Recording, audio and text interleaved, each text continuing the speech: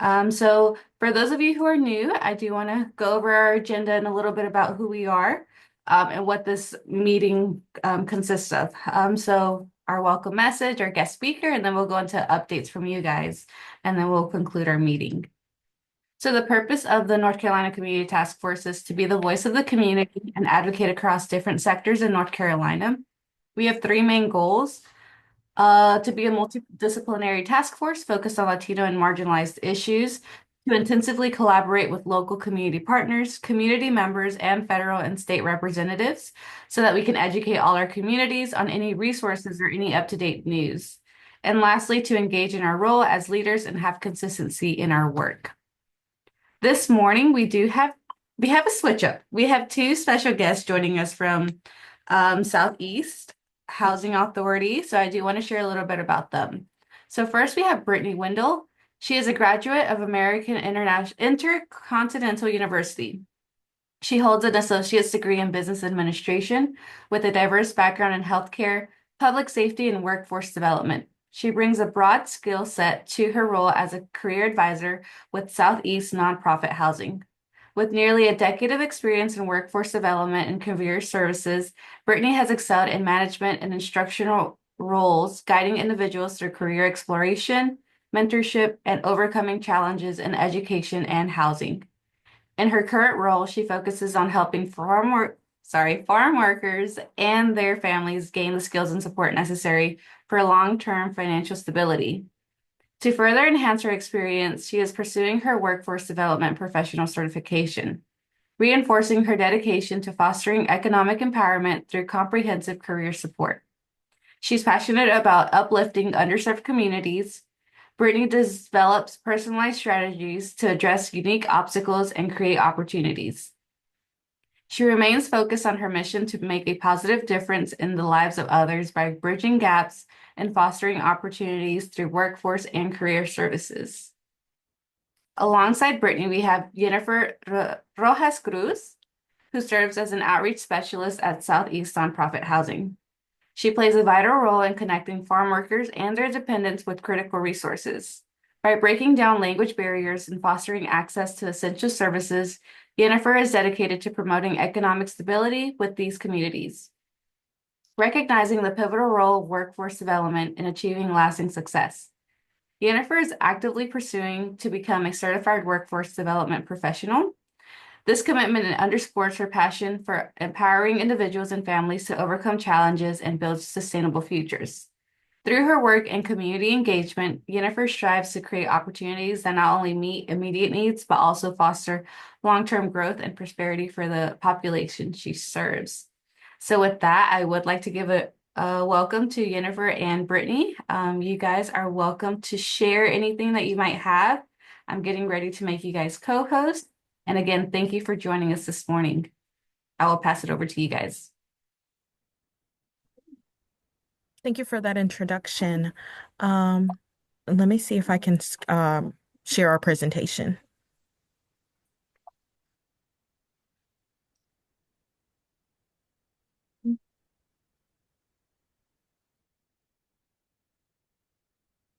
Okay, can everybody see the PowerPoint? Yes. Okay. Hi, so thank you so much. My name is Jennifer Rojas Cruz, and with me is my colleague Brittany Windley. I'm the outreach specialist for Southeast Nonprofit Housing, and Brittany is our career advisor.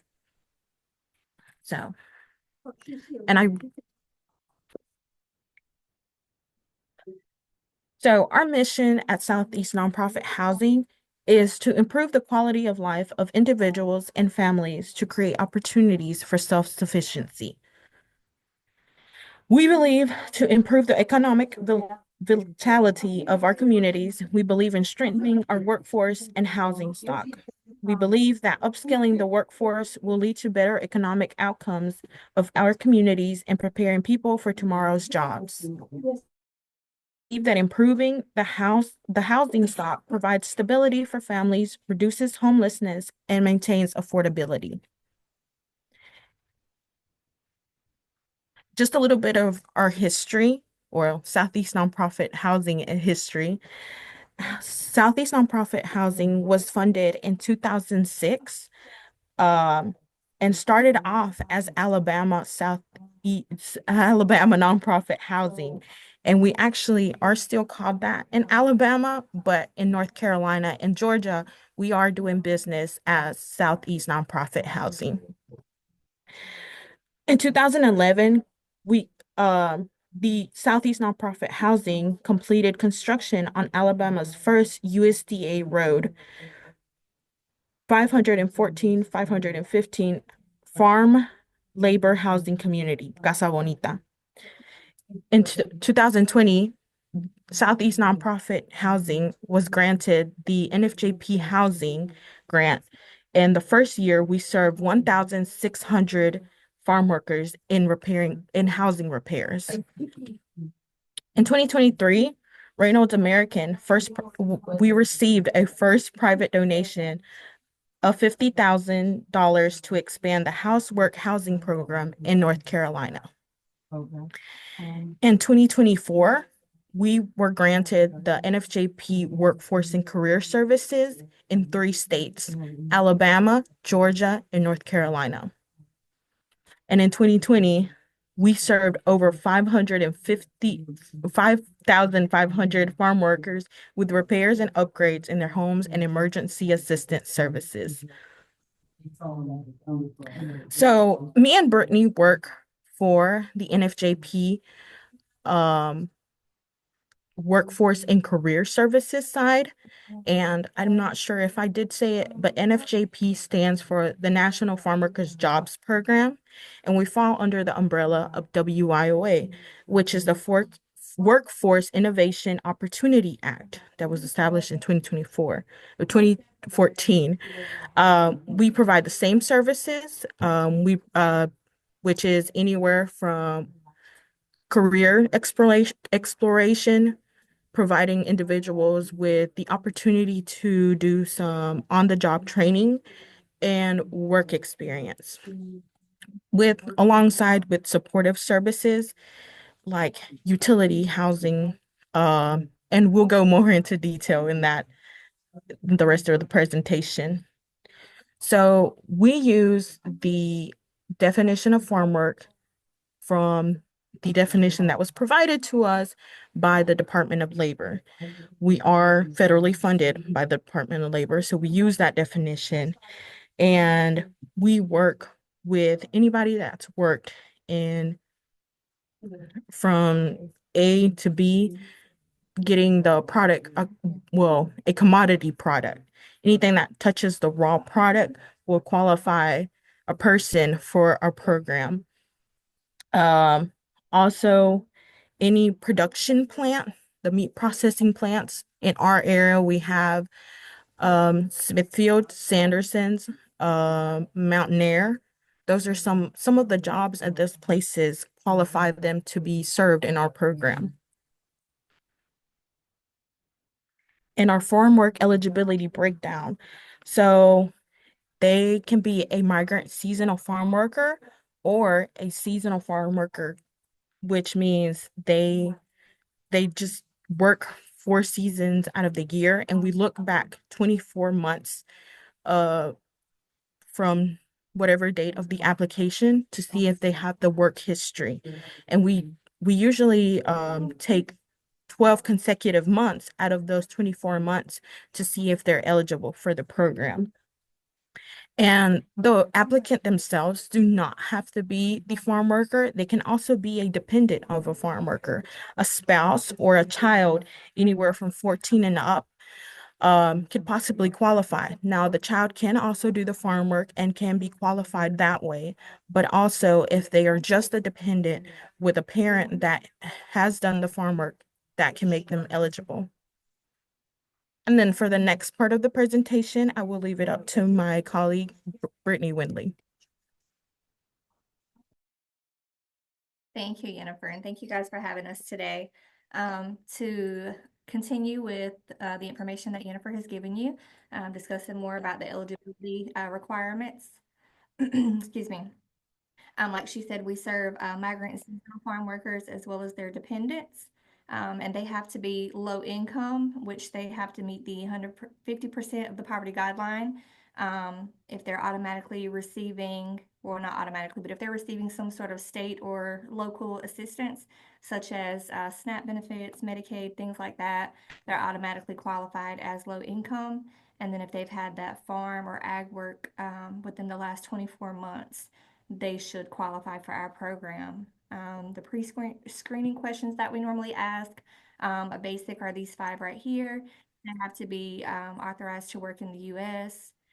If they're a male, 18 or older, they have to be registered for selective service. If not, explain why not. And if it's outside of the window for them to be registered, then they have to take care of that before we are able to assist. Um, as mentioned, the farm work has to be done within the last 24 months. The dependent piece is mentioned here as well, whether it be a spouse or child, or someone that they are claiming on their taxes, that they provide at least 50% of the support for. Next slide, please, Jennifer. Thank you. Again, as I mentioned about the low income, so if they receive some of the assistance that's listed here in this table, SNAP as mentioned, free or reduced price lunch. I know in the county that we're in here in North Carolina, all public schools are receiving free lunch for the children or free meals. The county in itself is considered to be of poverty level, so that is an automatic qualifier also. If they happen to have a disability or if they're homeless at the time of application, those are all automatic qualifiers. Otherwise, we have to determine low income based on their wages. And we look at if they've earned at least 50% of their wages or if they've worked at least 50% of the time in some sort of farm agricultural work over non-ag to determine eligibility as well. These are the counties that were given to us by the Department of Labor. When we received the grant, we are the new grantee for NFJP. Up until last week, we were under the impression that these were the only counties that we could serve, but we did get some good news this past week, so there have been some changes. If someone lives in a county that is not listed here by chance, we are able to still serve those individuals as long as it's reasonable for the customer, and that they're able to travel to one of our centers, and most of our offices are located in the career centers here in North Carolina. And then some of the services that we are able to offer, Jennifer touched on this a little earlier. We are able to provide tuition assistance. Again, there was a change with the grant this year from DOL. Previously, we were able to provide tuition assistance for whatever the customer was interested in. Now, as far as education and providing this tuition assistance, we have to target manufacturing and agricultural industries. Same for job placement. So the OST would be what we call the contract that we put them on as we're providing tuition assistance when they're in some sort of training, whether it be short-term or a degree program. The career readiness and exploration are things that we assist with, resume and interviews. The work experience, as she mentioned earlier, would be where we have the customer that is interested in, one of those fields, the manufacturing or agriculture industry. And if they're either in school or looking to go to school, we partner with employers that allow them to work either on a farm or in one of these facilities that they can get this experience.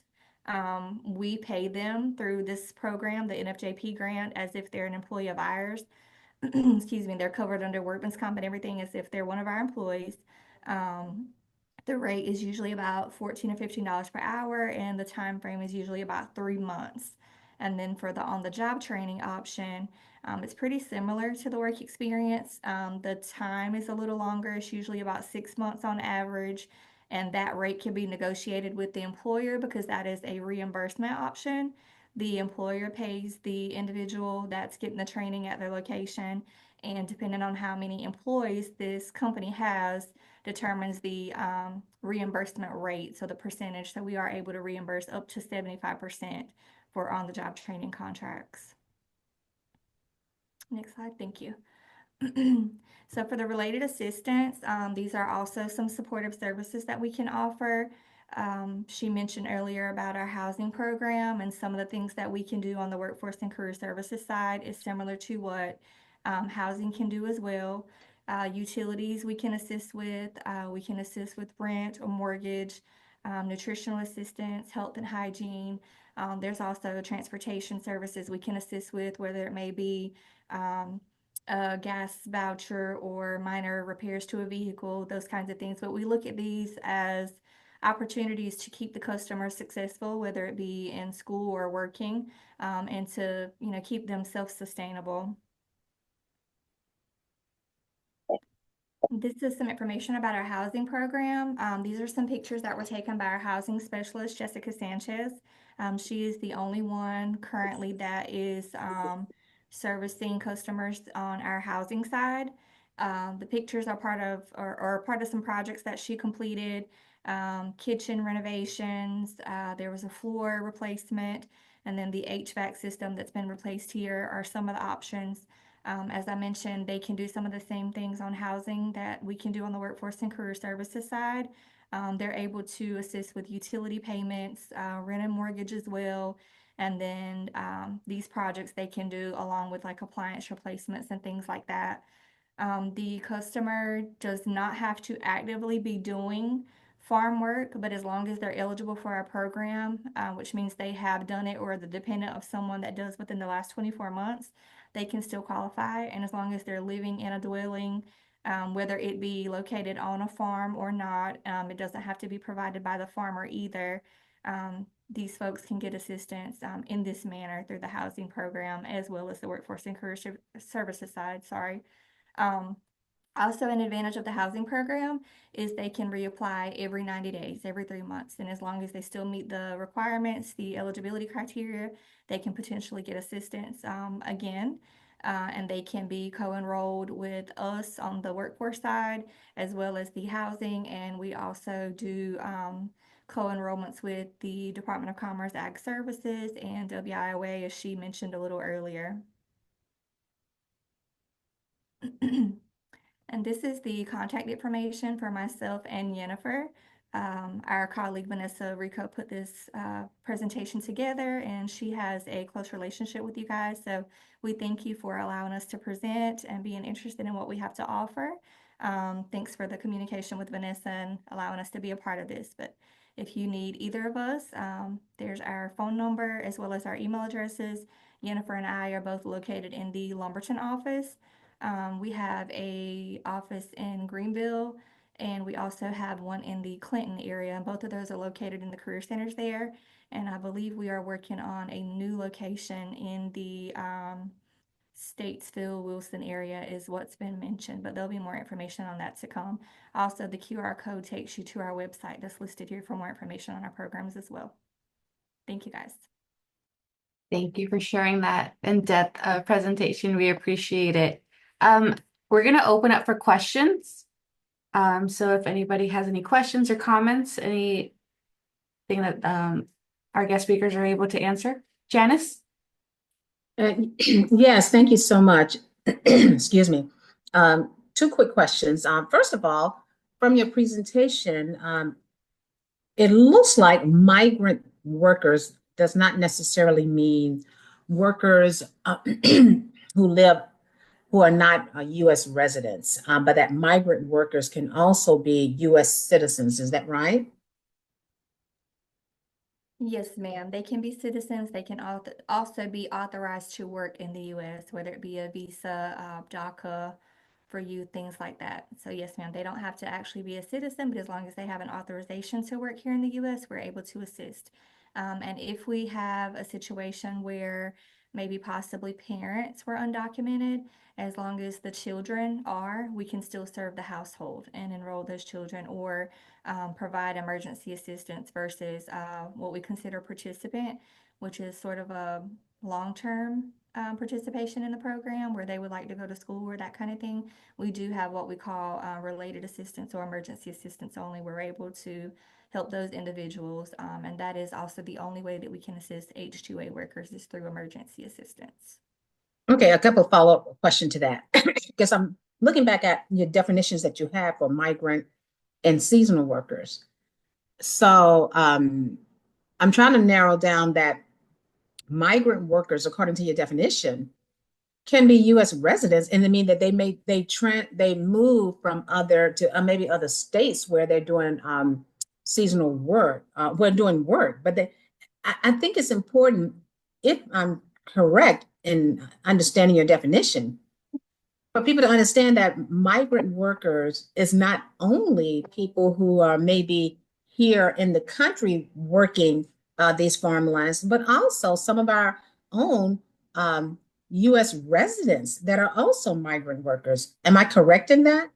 Yes, ma'am, that is correct. They could potentially go from state to state depending on the job that they're doing or the crop that they may Mhm. be working in. Yes, ma'am, they could follow that work depending on the season. Uh-huh. Okay. Before, it was a big trend to, well, not a trend, but it was more likely for migrant seasonal farm workers to travel with the crop. So it was when it initially was created, the NFJP, it was for those purposes, for those customers to receive services as they were traveling with the crop. As of now, it's not.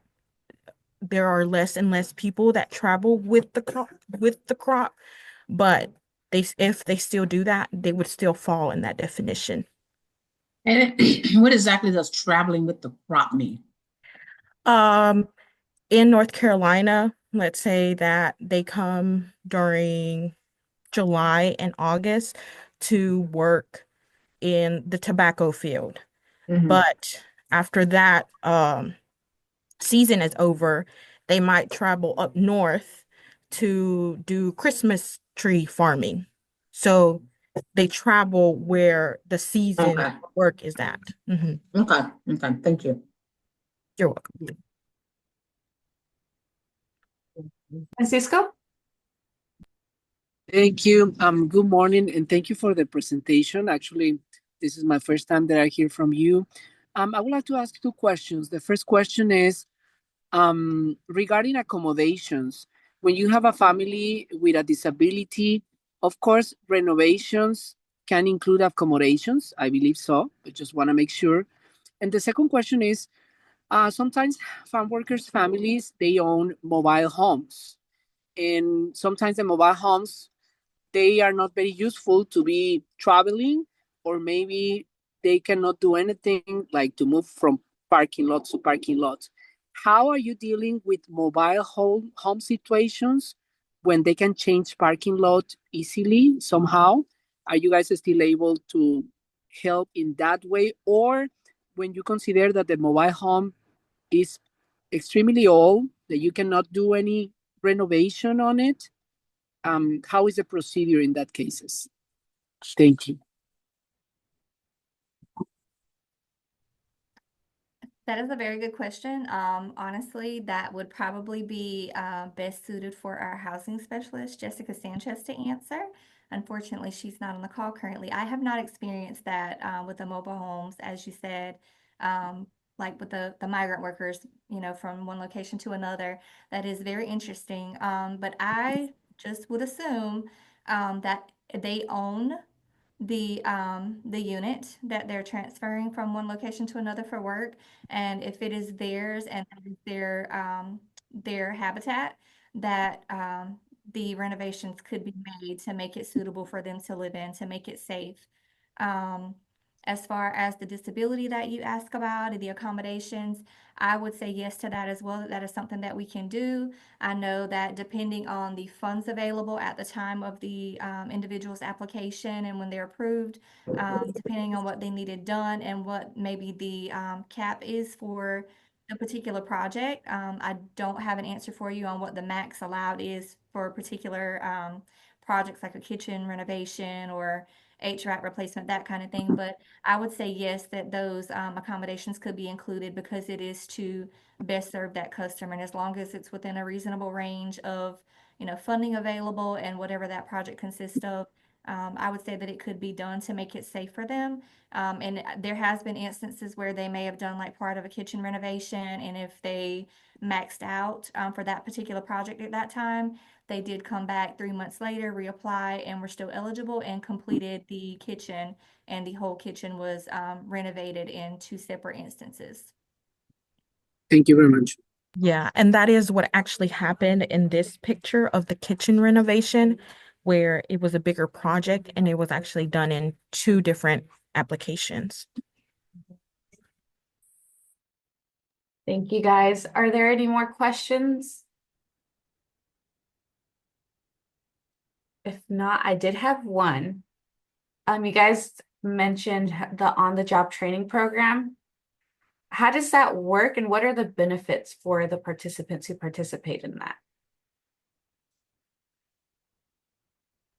And I'm sorry, I know there was a switch that it's okay if you can, have to follow up to answer this question. You're fine. So the benefits, a lot of times when we have someone that is potentially in school and is interested in obtaining a job and maybe something that they don't have experience in, or they're trying to upskill, things like that.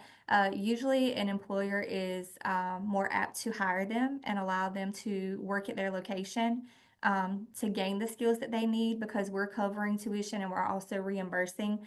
So in a sense, it's discounted labor for them.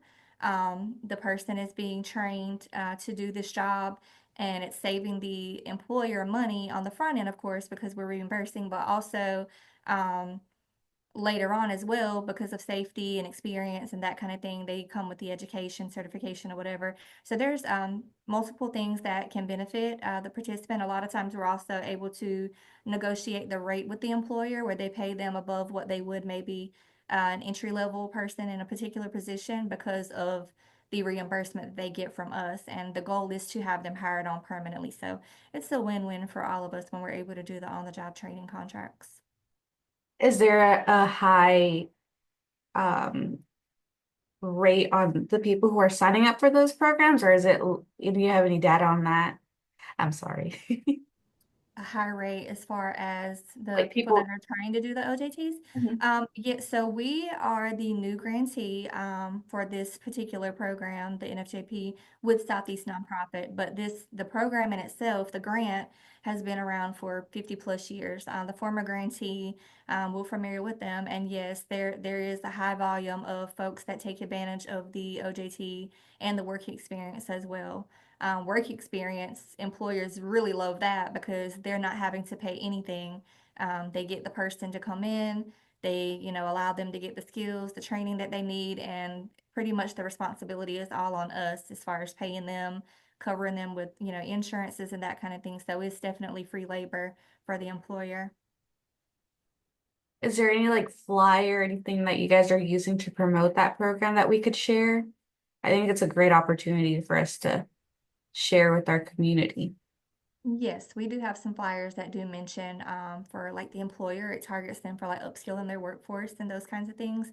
And then we also have some for both youth and adult that does mention housing and some of our supportive services that we can offer with the workforce and career services side. And briefly just mentions the WEX and OJT, not much in detail, but it does advertise those things. Thank you. And I see Francisco had his hand raised again. Yes, thank you, Marlene.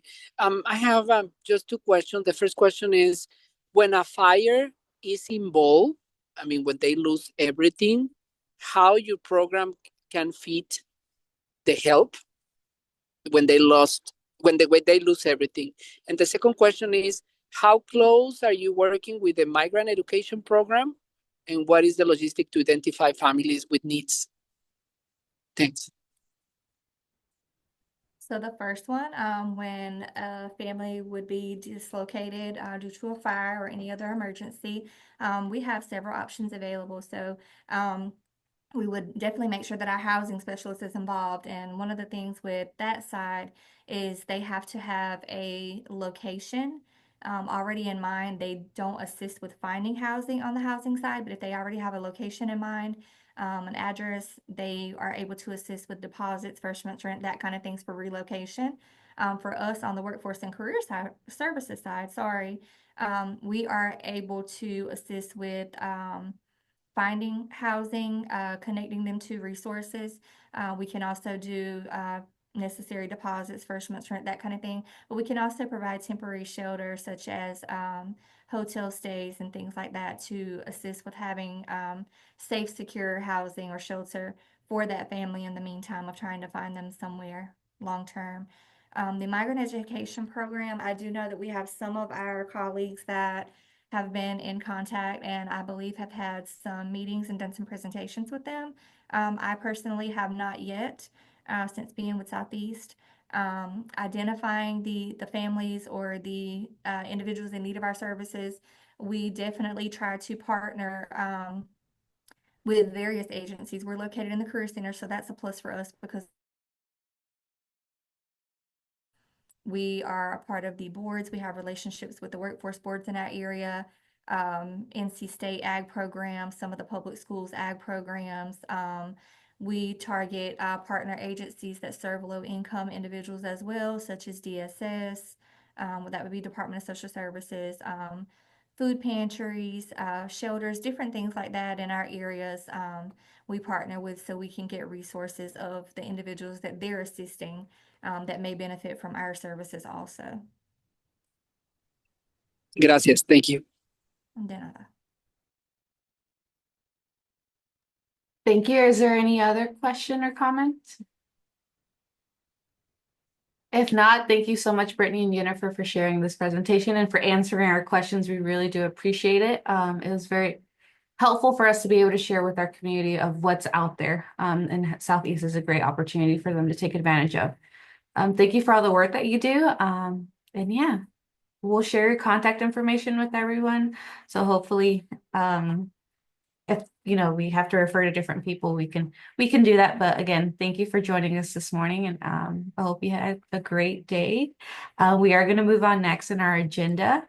So I'm going to switch on over to introductions. Let's see. Please slide. Okay. So now what we're going to do is we're going to go down the list and see who all is here. If you guys have any updates of any upcoming events or webinars, you guys are welcome to share those. So the first one I'm going to go to is Brenda Robertson. Good morning, Brenda. Good morning. I don't have any updates to share, but I always invite people to visit our website to find out about exactly what Legal Aid of North Carolina offers as far as resources and all the different projects that we have within Legal Aid. So thank you for the invitation, and I'm happy to be here today. Thank you for joining Thanks. us. Next, we have Eduardo Paez. Good morning. Good morning. Yes, we have a advocacy series on March 30th at 3 p.m. and also on April 17th. And it'll be on farm workers and just general advocacy tips. And so I could send something to Mexcan, but that's something we have going on. Awesome. Thank you. And thank you for joining us this morning. I am going to put our email in the chat box so that you guys can send these flyers to, so that we can share with our main newsletter and also our NC Latino Community Task Force newsletter. Next, I have Francisco Guzman. Good morning, Francisco. Hola, good morning. My name is Francisco Guzman from the Division of Child and Family Wellbeing. This time, I just want to ask you to inform about our helpline. We have a helpline for families, focus a lot in special healthcare needs. I'm going to put in the chat the information of the helpline. We have the helpline flyer in 26 languages. You can share with other communities to try to figure out where they can find resources in general. And as well, just to mention, like in April the 1st, the income guidelines for Medicaid is changing. I mean, NC Medicaid is changing the income guidelines April 1st. If you see any flyer with information regarding income guidelines that you still have maybe in your office by April the 1st, please throw it away or erase with, I don't know, white out or something. But the point is, we don't want to get misunderstandings because regularly every year the amounts increase maybe $100, $150, depends the situation. Thank you. Thank you, Francisco. And hopefully you can get someone to come on for the next meeting to share a little bit more about the new changes happening next month. Thank you. Thank you. So next we have Jamie's iPhone. Good morning.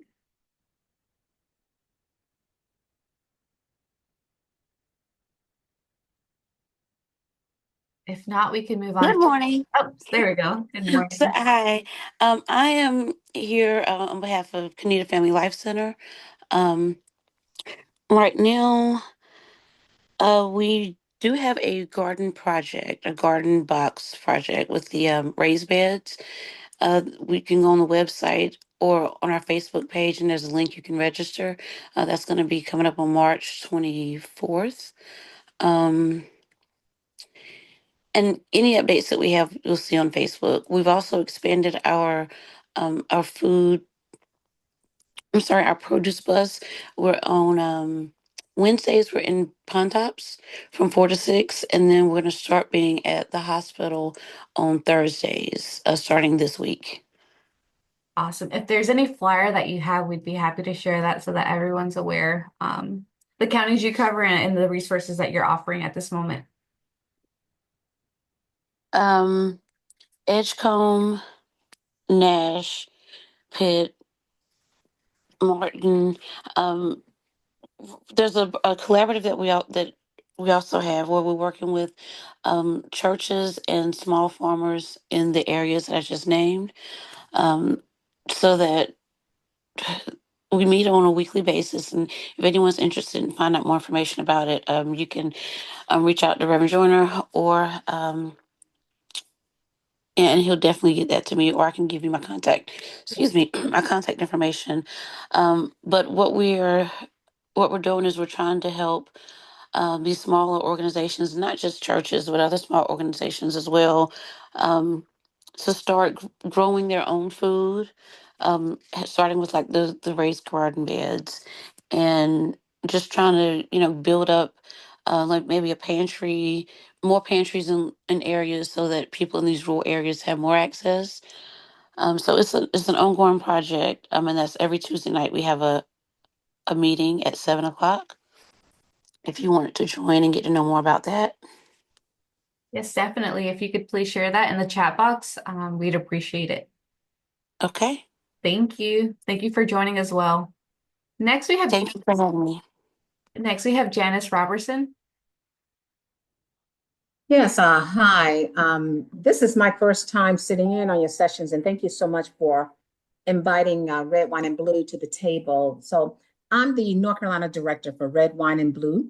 We are a nonpartisan, um, women-led organization focused on mobilizing the diversity of suburban women all over the country. We have staff in 5 of the battleground states. We have staff here in North Carolina, along with myself. I have 5 others. And we target women who, for whatever reason, have been reluctant to get engaged in the political arena. And when I say diversity, I mean diversity. Black, white, women, Hispanic women. We are in a strategy that I have written for the last 2 years, but especially this year, I am putting a lot more of resources into Eastern North Carolina. And so I'm very interested in what's going on in Eastern North Carolina with the residents there. And that's why I wanted to be here in this meeting. 2 quick things that I will highlight that we do have going on, and we do have events and stuff going on all the time. They're all free because what we do, we don't set up chapters, but what we do is basically first let women know you do have political power, and then we train women how to use their political power around the issues important to them. So I'm particularly interested in what's going on in the Hispanic community and how we can help uplift and support our Latino community. I'm going to drop 2 quick things. First of all, we are running our 5th cohort of our boot camp. We call it Trouble Maven Academy, and where we are training and educating people just about all this stuff in the politics. How does the General Assembly work? What does it mean to, how do you write an op-ed? How do you write a letters to the editor? How do you work in coalition? We do this, our Trouble Maven Academy is every Wednesday. This Wednesday will be our 3rd session for this cohort. I will drop the link in the chat. The second link that I'm going to drop is we are getting ready to reveal our 2025 strategy we're up to 30,000 women who have joined our network across North Carolina. We call ourselves troublemakers in honor of our John Lewis. But this coming on next Monday, on the 24th, we will be sharing our strategy, our North Carolina strategy, with all the troublemakers that's connected with us, or anybody else who wants to learn, because we what I'm doing is trying to create an army of women who will basically educate their friends, family, and constituents on all this stuff to make sure people know what they need to know to be educated voters and then get to the polls. So people are welcome to join this strategy session. We're going to share our secrets and what we're going to be doing for 2025 and preparing for 2026. So thank you so much for the opportunity to share. I am going to drop those in the chat. Thank you, and thank you for joining us. Mhm. Next, we have Lucas. Good morning, Lucas. Good morning. My name is Lucas Sajo. I'm the Eastern Regional Managing Organizer with Democracy North Carolina. We are a nonpartisan nonprofit, just making sure people know what their rights are. A lot of the work we do is around voting rights and civic engagement, but recently we've been expanding to just making sure you know how to keep yourself protected and safe with a lot of the mess that's going on around us. At the moment, we're in a planning stage for upcoming events. Last week, we just partnered with a Mexican to have a Know Your Rights session out in Snow Hill, where we're talking with local sheriffs, DAs, superintendents about what immigration and immigrant rights look like within the counties, and how to keep yourself protected and safe when you're interacting out in public, just with the atmosphere of everything right now.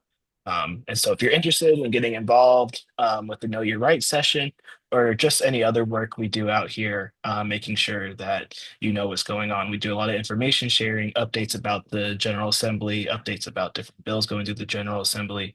I'll make sure to, put my contact information in the chat, but always happy to help out however I can. Thank you, Lucas. Thank you for joining us this morning and sharing. Next, I have Mariana.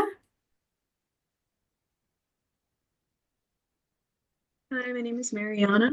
I work at the Contentnia Health Clinic. It's located in Snow Hill, North Carolina, but we serve a lot of people from Greene, Lenoir, Wayne, surrounding counties as well. We have somebody who came from Craven County, which is pretty far out in Sampson County, so we serve a lot of people. But we're essentially a medical clinic, and I'm a case manager, so I will partner with our doctors to develop care plans with our patients.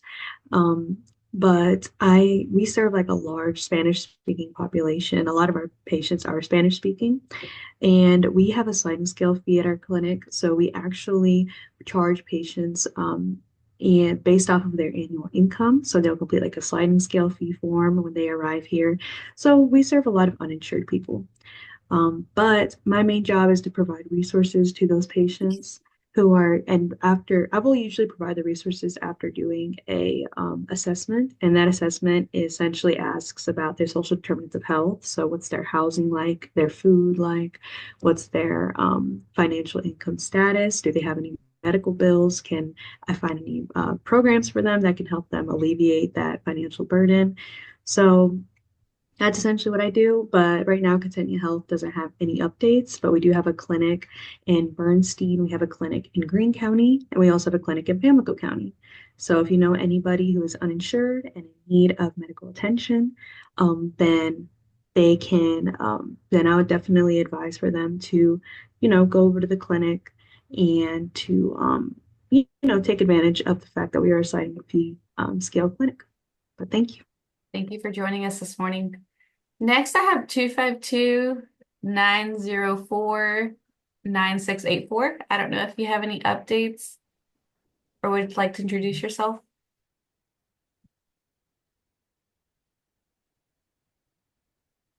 If not, we will move on to Mexican's updates.